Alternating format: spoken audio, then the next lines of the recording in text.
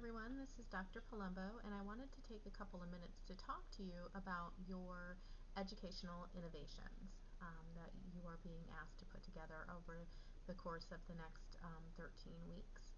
So many of you have extraordinary ideas and wonderful ideas. I will give you some advice on keeping it manageable. You don't need to, rock the world here in these next 13 weeks. What we're really looking for in this practicum is your ability to put everything together that you've learned. And I think that if you take out your rubrics and your paper guidelines, you will see that the way the paper and the project are set up are meant for you to incorporate all that you've learned over the span of however long this program is taking you, everything that you've learned to this point, and being able to implement that now. So, we're doing or performing a needs assessment. We're looking at our practicum sites and we're figuring out what the educational need is.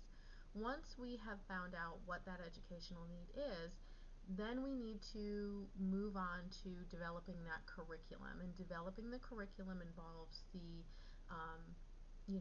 identification of pedagogy and theory, and what are you going to use, what instruments are you going to use for evaluation. Once you've implemented your curriculum, how are we going to know, or how are you going to know if you were successful? What do we need to do in the future planning, constant revision and updates, according to new guidelines that may be out there. So thinking about all of those pieces and that big picture that is nursing education, and taking it from the very beginning of that needs assessment all the way through to implementation and evaluation, which occurs in 597. So I would suggest or have you consider keeping that manageable. Like I said, some of you have some really great ideas, and I hope that you do them.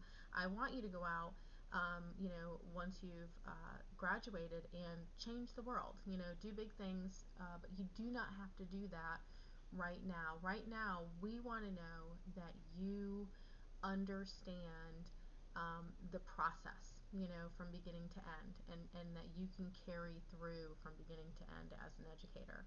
So take a look at those rubrics. All of your assignments are kind of building up to that.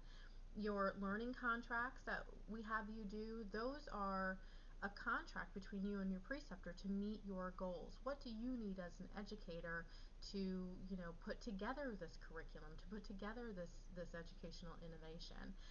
So they do align. I think people get a little confused with the learning contract because they're so focused on the educational innovation, but this contract is about you and your ability to put together this educational innovation. So they align, they overlap, they should complement one another, but it's about you.